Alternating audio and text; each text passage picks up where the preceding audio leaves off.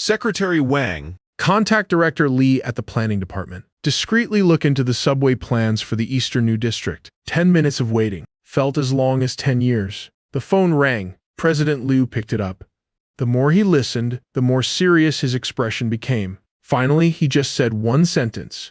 It's confirmed then. All right, I understand. He hung up and looked at me. Come work at my company as the vice president of marketing. Annual salary? 1 million yuan. Will you take it? An annual salary of 1 million yuan. I saw Shu Hai's face flush bright red. He stood there, completely dumbfounded. I still shook my head. I have no interest in working for someone else. I want to spend more time with my family. President Liu looked at me for a long time, then smiled bitterly. To each their own ambition, but I still want to hire you for this project. You name your price. I looked over at Shu Hai. Actually, Specialist Shu has a very solid foundation, has already fully grasped the core concept of this proposal. President Liu, you can just work directly with him. Shu Hai froze. He looked at me, his eyes full of disbelief. President Liu thought for a moment, then finally nodded.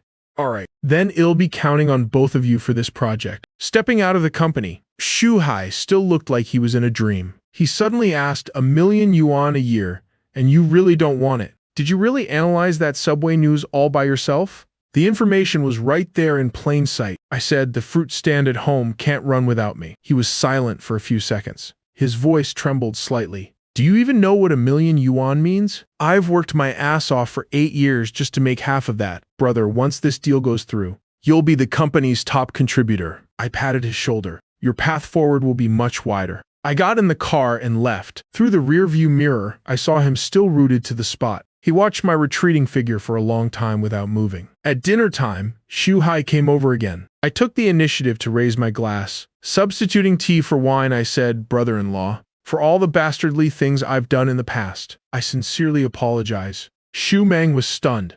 Her chopsticks paused mid-air. I knew what she was thinking. The old Chen Zuisheng only knew how to cause trouble. When had he ever apologized to anyone? Shu Hai looked away, a bit unnerved. Shu Meng looked at him, then back at me. Suddenly, she spoke up. Brother, did you say something to him again? I smiled. Your brother was just reminding me to be more ambitious. Shu Meng put her chopsticks down. She looked at Shu Hai seriously. Brother, I chose him. I chose this path. No matter how bitter the fruit, I'll bear it myself. If you all really want what's best for me, then stop saying things that put me in a difficult position. Under the light, her eyes held a stubbornness that refused to turn back. Shu Hai raised his glass and downed it in one gulp. He sighed and didn't say anything else. He ate hurriedly and left. After seeing him off, I turned around. Shu Meng was looking at me. You're acting really strange today? Strange how? I can't really explain it. She tilted her head. It just feels like a long nightmare has finally come to an end. It was late. As usual, I laid out my bedding on the living room sofa. Shu Meng came out of the bedroom holding a blanket. She stopped at the door. She turned her head to look at me. Are you addicted to sleeping on the sofa? She smiled, pursing her lips. Then she turned and went back into the room. The door wasn't closed. Early the next morning, Shu Meng took Qian Qian to check out a new kindergarten. I stayed home to check the accounts, planning my next move. Near noon, my phone suddenly rang. As soon as I picked up, I heard Shu Meng's sobbing voice. There was a chaotic noise in the background. Zuisheng hurried to the city people's hospital. Qian Qian. Qian Qian suddenly couldn't breathe. Shez in the emergency room right now. My mind went completely blank. I dropped everything and rushed out the door. At the hospital, the Shu family was already there. As soon as my father-in-law, Xu Zhengqi, saw me, he stormed over in a rage. Chen Zuisheng, look at this. Look at how much you've ruined her. The doctor said this illness should have been caught early. A nurse hurriedly stopped the family. Please keep your voices down. My mother-in-law, Gu Manru, walked over with red eyes. Her voice trembled. The doctor said it's idiopathic pulmonary arterial hypertension, a rare disease. The medication they're using now is just to temporarily stabilize her. She needs a specific targeted drug. The imported one costs over 100,000 a month, and she has to take it long-term. My heart felt like it was being crushed. Pulmonary arterial hypertension. How is that possible? Shu Meng threw herself into my arms, crying so hard her whole body shook. The doctor said Shez probably had it for a long time. The symptoms weren't obvious. It's all my fault for not noticing. Sometimes she said she was tired, but I just thought she was worn out from playing. What's the point of saying all this now? Xu Zhengqi's voice was harsh. Treating the illness requires money. The targeted drug costs over 100,000 a month. Can you even afford that? Guo Manru looked at her daughter. Xiao Meng, listen to me. Get a divorce. Once you divorce, the Xu family will cover Qianqian's medical bills. Xu Meng suddenly looked up. Mom. What are you saying? Do you still want to follow him and suffer? Just look at the child. Guo Manru burst into tears too. We can't stop this medication. If we stop, her condition will deteriorate rapidly. Xu Meng stared blankly at the tightly closed emergency room doors. Her tears kept falling, but she wiped her face fiercely and stood up straight. Mom, I've already told you. I chose him. I chose this path. No matter how hard or difficult it gets, well, bear it ourselves. Can you bear it? Xu Zhengqi yelled angrily. Over 30,000 yuan a month. And who knows how long she'll have to take this drug. I pulled Xu Meng behind me to protect her and looked straight at Xu Zhengqi. Well, figure out the money ourselves. You don't need to worry about it, Dad. Figure it out. What can you possibly figure out? Xu Hai couldn't help but speak up. You turned down a job with 1 million yuan annual salary from Director Liu. I have my own ways now. I cut him off. Qian is our daughter. We will take full responsibility for her. Xu Zhengqi stared at me for a long time, then suddenly let out a cold laugh. Fine. You've got some nerve. Then you two can bear it yourselves. Let's go. The Xu family all left. Xu Meng leaned on my shoulder, sobbing. Her shoulders trembled uncontrollably. Don't be afraid. I patted her back gently. I'm here. But what about the medical bills? She looked up with tear-filled eyes. It's 30,000 yuan a month. Money won't be an issue. I looked out the window. You just take good care of Qianqian. Leave everything else to me. At the billing counter, I looked at the bank card in my hand. It held the money we had saved by working day and night, scrapping together every single penny. But I knew that to cure my daughter, this amount was nowhere near enough. In my past life, I built $1 trillion empire from nothing. In this life, for this family, I have to make enough money right now. In the hospital corridor, I frantically searched my memories for any way to make quick cash. Derivatives are too slow. Antiques are too risky. Jade gambling requires connections. Just then, a highly classified memory suddenly became clear. The virtual horse racing section of an underground casino. There was a loophole with advanced payouts. Someone had exploited it to walk away with over 2 million yuan in just 3 days. The site only noticed the anomaly when they audited their books. The mechanics of this loophole weren't complicated, but it required extremely precise timing to encourage players to bet when a virtual match reached its final 30 seconds. The system would use real-time odds to advance the potential winnings, displaying them as the user's available balance. The catch was, during these final 30 seconds, if a user used this virtual balance to bet on other matches that were about to end, the system would actually confirm the bet. As long as it was done right, you could use a small amount of real capital to leverage dozens of times the virtual capital and place chain bets.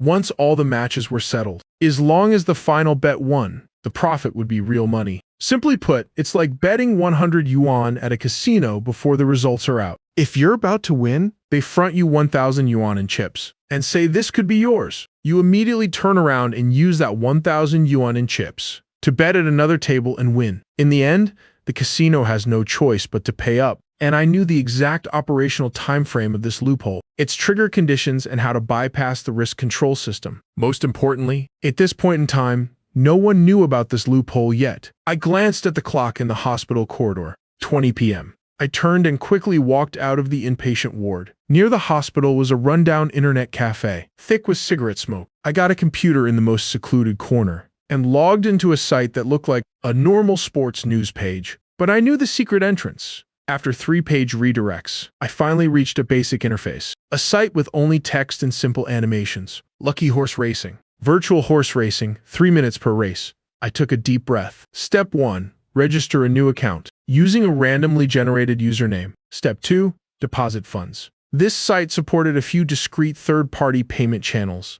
I chose to deposit in scattered, small amounts. 5 minutes later, 5,000 yuan of capital was in the account. Account balance, 5,000. At 2:40 p.m., the first virtual horse race began. I bet 1,000 yuan on horse number 3 at 2.5 odds. The simulated race reached its final 40 seconds. Horse, no. 3 moved up from 5th to 2nd place. At this moment, in the bottom right corner of the system interface, my available balance suddenly jumped. From 4,000 it became 5,500. The system had taken the 1,000 yuan bet and added the 1,500 yuan in potential winnings in advance. But I didn't make a move yet. This was just a normal display. It wasn't the loophole yet. The race ended. Horse. No. 3 won by a narrow margin. Actual settlement, 1,500 profit. Account balance, 6,500. The second race was at 2:45 p.m. I bet 2,000 yuan on a consecutive win. Predicting the top 2 horses, odds 3.2. In the final 30 seconds, the system displayed the advance profit again. My balance jumped from 4,500 to 11,400. 4,500 plus 2,000 times 3.2. Here comes the crucial part. When the race had only 25 seconds left, I quickly switched to another virtual soccer match that was about to end. In a minor prop bet, I used the entire 11,400 balance to place a wager. In the last 5 minutes, the odds for a goal being scored were 1.8. The system confirmed it successfully. Bet placed successfully. The loophole really existed. It treated the projected profit as actual usable capital. My heart started beating faster. The horse race ended. Consecutive win, profit earned 4,400. In the 89th minute of the soccer match, the virtual player fired a long shot into the net. Profit, 20,520. The account balance changed instantly. Adding 4,400 and 20,520, the total was 26,920. In less than 10 minutes. 5,000 had turned into 21,000, but I didn't stop. I knew this loophole could be exploited continuously. As long as I timed the final 30 seconds of each match perfectly, the multiplier effect would snowball, making the virtual capital grow exponentially. Even if I lost, I'd only be losing that virtual capital. Round 3. Round 4. Round 3. Round 4. My hands moved swiftly over the keyboard and mouse. My eyes were glued to 3 windows at once, each counting down different matches. Every move had to be precise down to the second. At 3:21 p.m., I completed the final round of operations. The final account balance on the screen was 126,800. I had used 5,000 yuan to make over 140 times the profit in just an hour. I leaned back in my chair, staring at the numbers on the screen. My palms sweaty. I clicked the withdraw button. The site notified me that large withdrawals required manual review, and the funds would hit my account within 2 hours. I cleared all my browsing history, shut down the computer, and got up to leave. When I stepped out of the internet cafe, the sunlight was a bit blinding. I raised my hand to shield my eyes and took a deep breath. 120,000 yuan was still far too little for Qianqin's condition. To cure her completely, I needed a lot more money. But I knew that very soon, someone would come and hand me the money. Pushing open the hospital room door, I heard the nurse's cold voice. Ems. XU. There's only a 5,000 yuan deposit in the system. You must pay the full amount today. Otherwise, we can't continue with the tests and medication. Xu Meng was so frantic she was crying. That's impossible. My husband just went to pay 10,000 yuan an hour ago. She saw me walk in, and her voice suddenly caught in her throat. Where's the money? Where's the 10,000 yuan? You only paid 5,000. I looked into her eyes. I took the other 5,000 to bet on horse racing. Horse racing? Xu Meng's expression instantly shattered. She stumbled a bit. If all her strength had been drained, Chen Zuisheng, that was Qianqian's life-saving money, and you took it to gamble. She lunged at me, pounding her fists against my chest, crying her heart out. Are you even human? What happened to your promises? The nurse standing nearby shook her head and sighed. Her eyes full of contempt. I grabbed her wrists and lowered my voice. Meng, listen to me. I won with that 5,000. The money will hit the account within 2 hours of withdrawal. Qianqin's medical bills are temporarily sorted. She stopped and looked up, looking at me with absolute despair. You're starting again. You're starting to lie again, aren't you? The finger she pointed at me trembled violently. You know full well what I hate most about you is? What happened to your promises? I stayed silent. Anything I said right now would just sound like an excuse? Give me 2 hours. I let go of her and looked at our pale daughter on the hospital bed. In 2 hours, I'll bring the money back. With that, I turned and left. Behind me was her suppressed, desperate crying. When I came back with hot porridge, Xu Meng was slumped by the bed, seemingly asleep, but her trembling shoulders gave her away. Qianqian was awake. Her tiny body was covered in IV tubes. Seeing me, she managed a weak smile. Daddy, Qianqian is being very good. I leaned down and gently touched her little face. Daddy will definitely beat this illness. It'll take you to the most fun amusement park, and eat cotton candy bigger than the clouds. Chiangqian's eyes lit up. She whispered, I want to be with Daddy and Mommy forever. Xu Meng looked up. Her eyes were red. She looked at our daughter's pleading eyes, then back at me.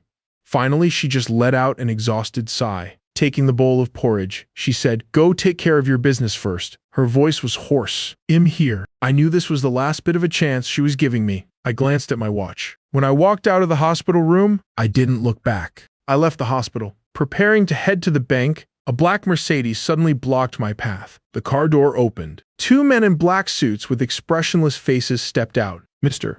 Chen, Boss Gu invites you into the car for a chat. That was fast. I nodded and got in. The interior was incredibly spacious. A man in his 40s, wearing an exquisitely tailored suit, sat across from me. His features weren't fierce at all. In fact, he looked somewhat refined. Guidong. I had dealt with him quite a bit in my past life, and even collaborated with him. Chen Zuisheng. He looked up at me. You've got some skills? That crappy system of mine. I hired 7 or 8 programmers to watch over it, and there hasn't been a single glitch in 3 years. You just made your move and tore a massive hole in it. Tell me, how did you find it? I leaned back in my seat, meeting his gaze. Boss Gu, you run a casino, but you're afraid of people winning money. The system having a loophole is your problem. I won that money with my own skills. What are you trying to back out of paying? Weidong narrowed his eyes. It's just over 100 grand. I, Gu Weidong, am not that sore of a loser. He smiled. You can take the money, but you can't just walk away without paying a price. I knew he was probing into my background. I knew him very well in my past life, but I couldn't show all my cards just yet. I smiled.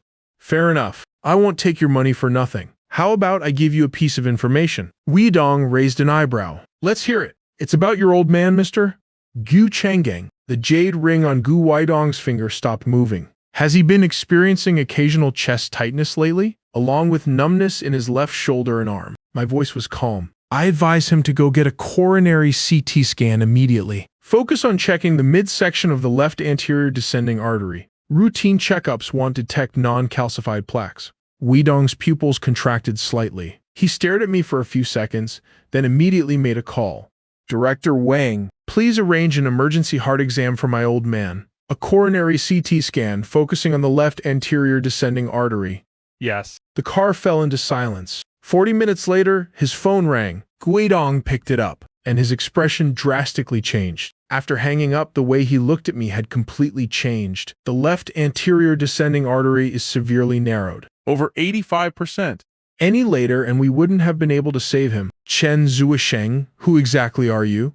That doesn't matter. I met his gaze. My money will be unfrozen and my safety guaranteed. On my turf, Weidong stared at me intently. No one can touch you, but someone like you wouldn't take this risk just for 70 million. You still have something else to say, don't you? Sharp as expected. There is indeed one more piece of information. I looked him in the eye. About a woman you've been searching for over a decade without success. And a child whose existence you probably don't even know about. Weidong suddenly sat up straight. His refined demeanor completely vanished. His eyes filled with shock. What did you say? She married a high school teacher in Suzhou. She lives a very quiet life. I lowered my voice. She has a daughter. Her 7th birthday is on June 17th. Weidong's face turned pale. His fingers trembled slightly. That date. That age? Speak.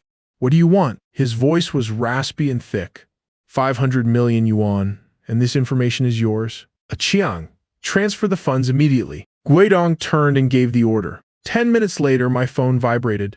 A notification confirmed the money had hit my bank account. I sent him the detailed information I had already prepared on my phone. The deal was done. I opened the car door. My daughter is in the hospital. She needs absolute peace and quiet. Don't let any trouble find its way to her door. Guidong gave a decisive nod. I'll arrange the best resources at the hospital. The car door slammed shut. The Mercedes drove away. I stood at the hospital entrance. I now had 572 million yuan in my card. Chiangqian's medical fees were finally covered. I gripped my phone tightly. I hurried into the hospital building. I rushed toward the ward as fast as I could. I pushed the door open, but Xu Meng wasn't there. My father-in-law Xu Zhengqi was sitting by the bed. His face was grim and ashen. Your daughter is this sick, yet as a father, you're out running around everywhere. I didn't even bother to acknowledge him. I walked to the bedside and touched Kian's forehead. I asked softly, "Where's Mommy, sweetie?"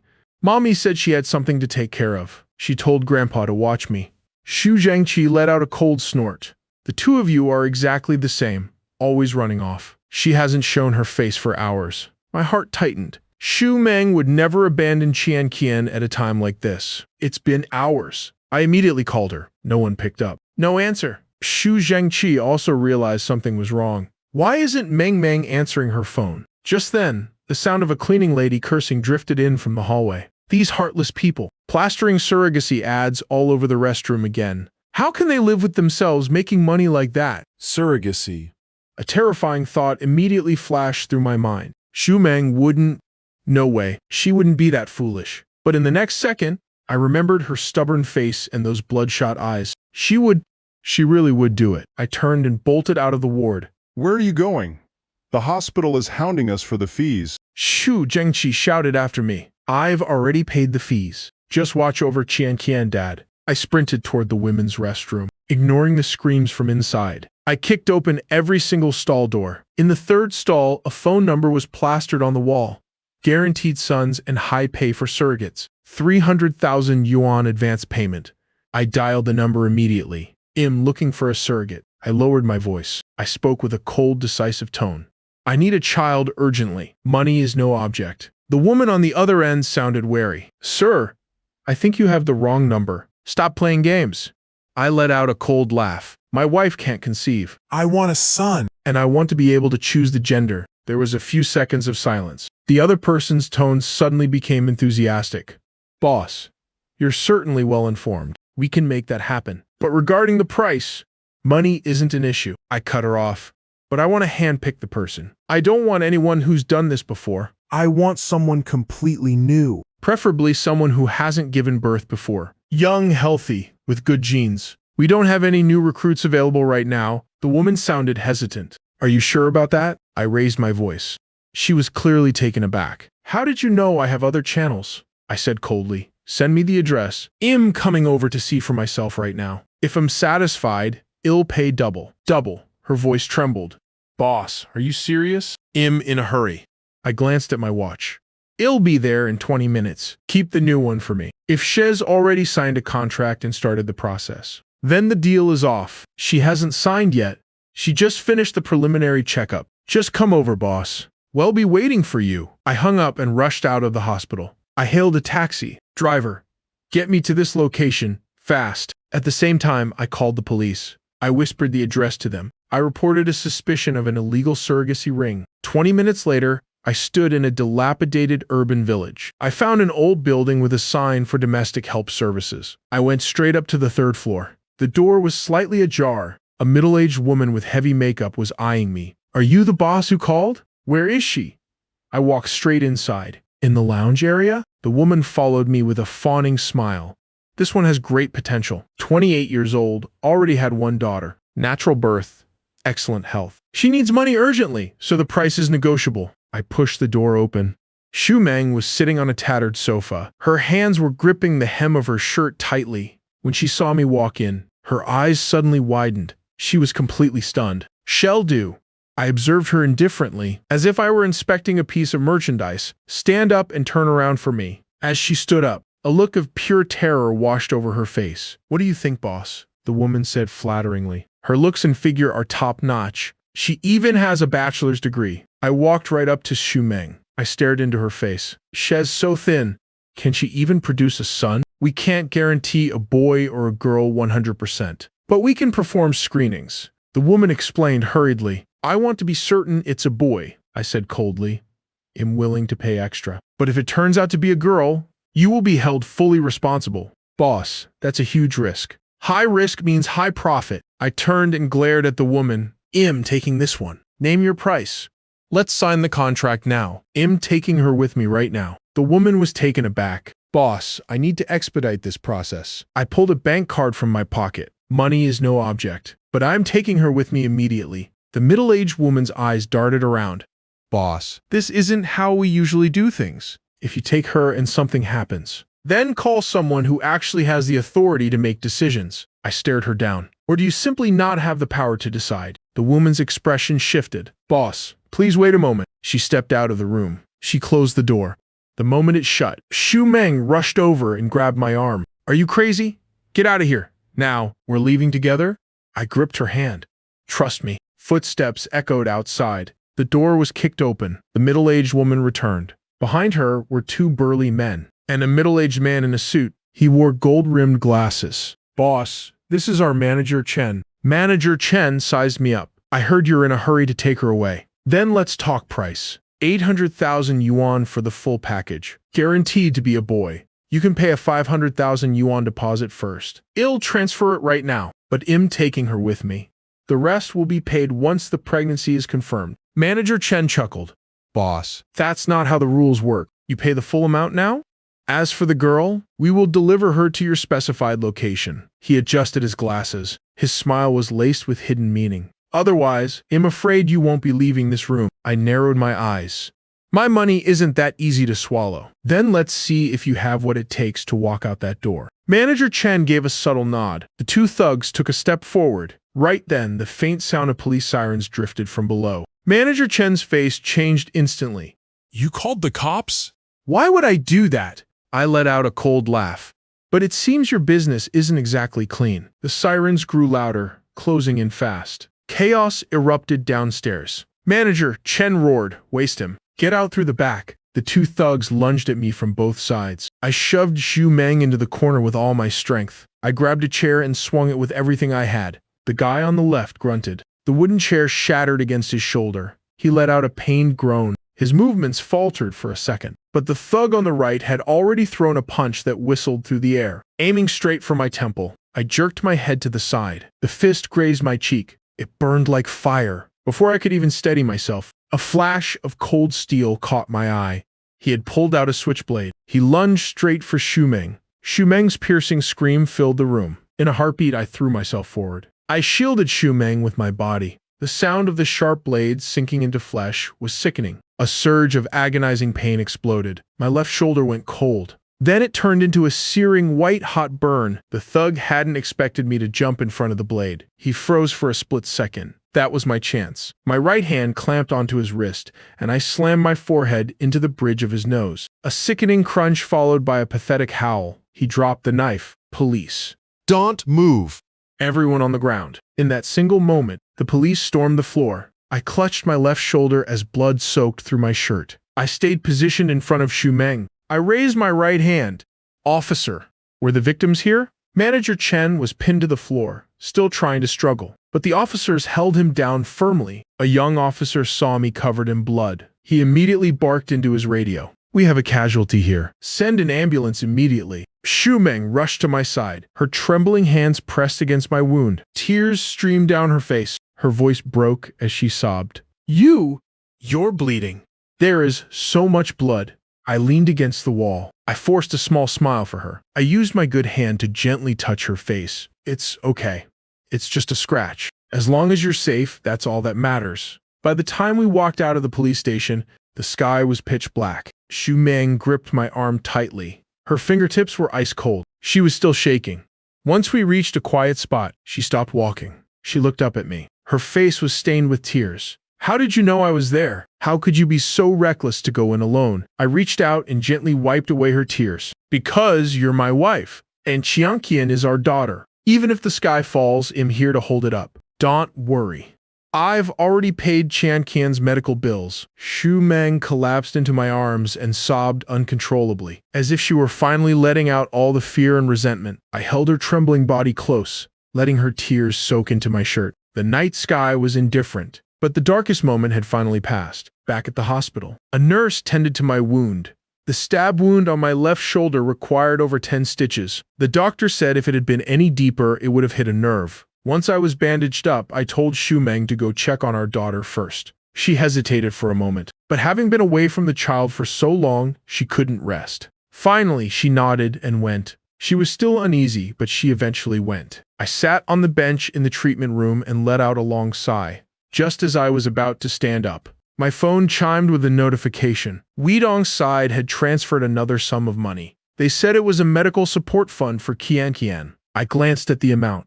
This would be more than enough. When I pushed open the door to the ward, Shu Hai was standing at the end of the hallway on a call. When he saw me, his face darkened instantly. He hung up and marched toward me. Chen Zhu